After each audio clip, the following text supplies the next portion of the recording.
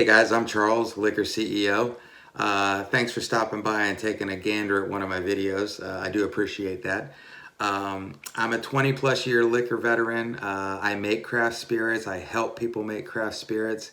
And that's actually what I wanted to do today, was just kind of take a category of spirit, vodka today specifically, and talk a little bit about the category. And give you guys a little bit of just foundational background, where's it from, how's it made, just to kind of give you a little bit of that. First, a little housekeeping. If you like these types of videos, please, support the channel, subscribe, smash that thumbs up button to let me know you like it. And if you're interested to learn more about the content I have as it comes out, please do hit the little notify button so you're alerted when we actually do upload some photos and such there. So, I'm with a firm called 40-80spirits.com and also liquorceo.com. Plenty of other videos there as well as on this channel if you'd like to take a look at them. I'd really appreciate that. And as always, if you have any questions or any topic ideas, you can reach out to me via email, liquorceo@gmail.com, or through the website. It's up to you. Or you can leave a comment down below and I'd be more than happy to personally address it and get back to you.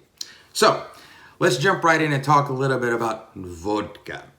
So, a lot of people have premonitions or preconceived ideas as to whether it's Polish or Russian origins. Well, no. So, I do know that it could be either one or the other. My research has tied it back to 8th century Poland or maybe 9th century Russia. The Russian word for water is voda, V-O-D-A. So maybe over time, the K was added and it became known as the water of life. Who knows? Another theory takes it back to the early 1400s with the Polish word, which is vodka, which is W-O-D-K-A as we would spell it. And it's used in reference to a medicinal drink. Okay, so we know how that goes. So there's a little bit of trivia back to the 1400s, 8th, 9th century. You go from there. Vodka is actually governed, as far as I'm concerned, by two standards. There's a US standard and an EU standard. I think the most important thing about vodka is just in general, it should be colorless, odorless, and tasteless. And let's be clear, that doesn't necessarily have to do with the burn that you feel on your tongue. That's not necessarily a taste. You're putting ethyl alcohol on your tongue, so there's going to be some sensation. Now, we can control that through the use of certain ingredients and such like that, but we'll get to that in a moment. But for the most part, vodka should be colorless, odorless, and tasteless. So the US standard dictates that vodka can be distilled from any material, as long as it's distilled at least 95% alcohol by volume or better, 190 proof or better. So, and that's pure ethyl alcohol that we're talking about there. Then we'll dilute it down to get to what you get in the bottle. The EU standard is a little different. The EU standard states that it must be distilled from potatoes, grains, or any other type of agricultural product like grapes maybe, because, like Ciroc is made from grapes and a couple of Class A vodkas made from grapes and such like that. So grapes are often, and at least in the French ones, are used there. So the standard in the EU, though, is that it has to be bottled at least 37.5% alcohol by volume. So that's their standard. You can actually add, in the EU standard, you can actually add glycerol and other sugars or other flavors to enhance or heighten the organic palate of the raw ingredients. So there's a little difference between that, and maybe that becomes a flavored vodka over here. So some standards, but a little technical minutia, but that's basically how that goes in. So when it comes to making vodka, there's actually 4 steps to making vodka. Your raw material, whether it's wheat, potato, corn, grapes, you're going to ferment that, okay? Then you're going to go to a distillation process, and then you're going to go to a filtration process, and then you're going to bottle it. So there's your 4 steps. So in the fermentation process, we actually introduce the water with the raw ingredients, and it's going to ferment. And a neat little aside there, there's these little things, these are the compounds that are raised or that are identified. They're called congeners.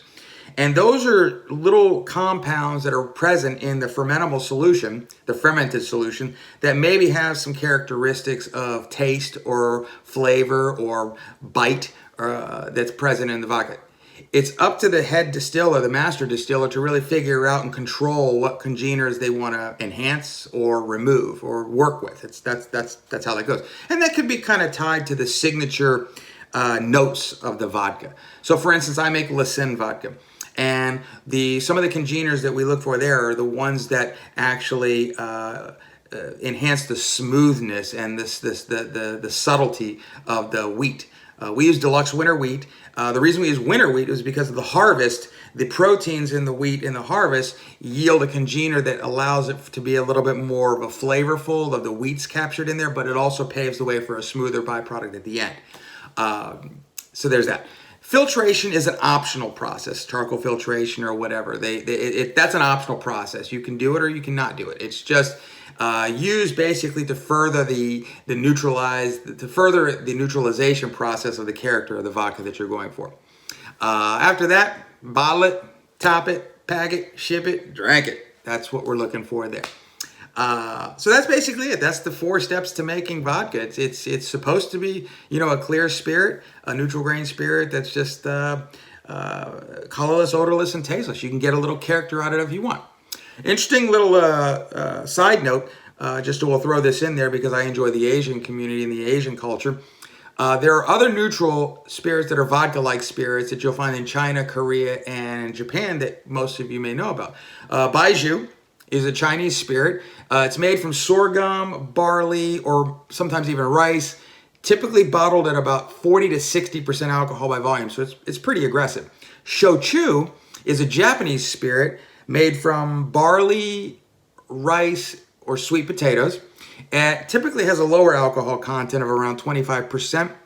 And then to our Korean friends, soju, which is obviously Korean. It's made from rice, barley, or wheat, and it typically yields between 16 and 45% alcohol by volume. But those are typically vodka-like spirits with the Asian flavor. So if you didn't know that some of those spirits are kind of maybe lumped into that vodka-like, it's maybe Korean, Chinese, or Japanese vodka-ish types of things, there you go. Over the years, I've kept a little black book of little notes and tips I've made in terms of trying different types of vodka, whether it's corn-based, orange peel-based, grapes, wheat, different types of wheat, potatoes. I keep a little note as to what works and how to make it. So if you're interested in making a craft vodka and there's something really kind of cool, unique, or something that you're going for, love to hear about it. Hit me up below. Get in touch with me either way. Love to help you. In other words, hey, listen, bottoms up, cheers, enjoy your vodka. Maybe this gave you a little bit of trivial knowledge at the bar when you're talking to somebody and you can identify something a little bit different about the vodka you're drinking. Helps you enjoy it. I'll be doing a few more of these on other ones like tequila, rum, whiskey, etc., maybe even gin. And look forward to you checking those out too. Hey, have a great day. Bottoms up, cheers, and I look forward to seeing you at the bar.